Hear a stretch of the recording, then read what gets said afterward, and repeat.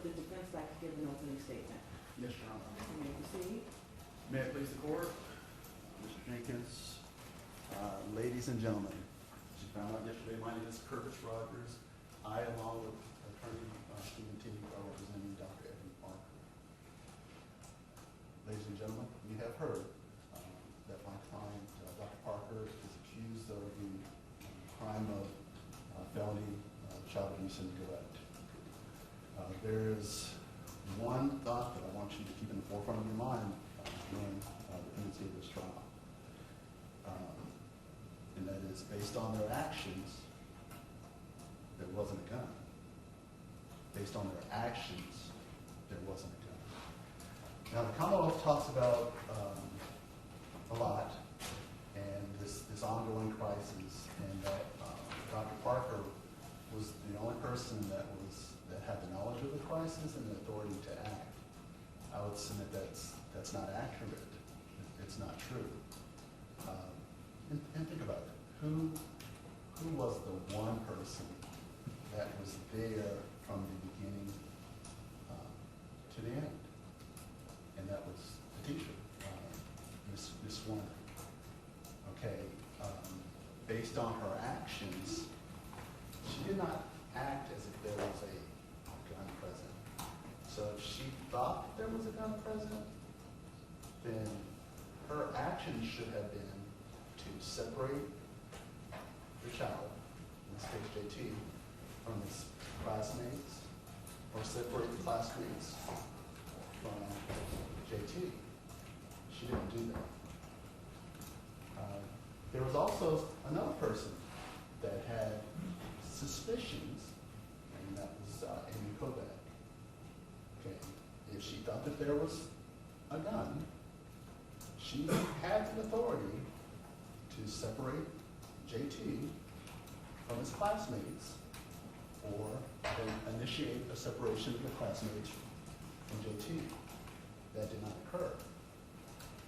Commonwealth mentioned that JT was out on the playground with his classmates, and there were teachers, agents of the school, that observed things that were going on, he said, that caused them alarm. But based on their actions, they did not respond as if there was a crisis or danger to those students. They did not separate JT from his classmates.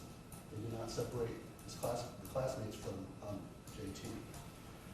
So Commonwealth is saying that only Dr. Parker had authority. Each one of those individuals had the authority to remove those classmates or to remove JT if they thought that those students were presented with any kind of threat or harm or danger. We're at the beginning of this trial, and I need you to understand that right now, Dr. Parker stands presumed to be innocent. Right now, she's innocent. The Commonwealth has to prove beyond a reasonable doubt that she's guilty of the allegations that they are presenting. The Commonwealth has to prove that Dr. Parker was a guardian or other person responsible for the care of the alleged victims. Before Dr. Parker, there was the teacher, Ms. Zwerner. And the Commonwealth has to prove that Dr. Parker's willful act or omission in the care of the children was so gross, wanton, and culpable as to show a reckless disregard for human life. Who was the person that saw these events from beginning to end? That was the teacher, Ms. Zwerner. Who was another person that pretty much saw everything before Dr. Parker was? That was Amy Kovac, the reading specialist. There was another person that saw everything from definitely before the shots were fired, and that was Mr. Rawls. If the Commonwealth wants to accuse Dr. Parker, what about these other people that had direct contact with this child, JT? It is my belief that the Commonwealth will not be able to prove beyond a reasonable doubt that Dr. Parker is guilty of these alleged crimes. And I will be asking you at the conclusion of this trial to find Dr. Parker not guilty.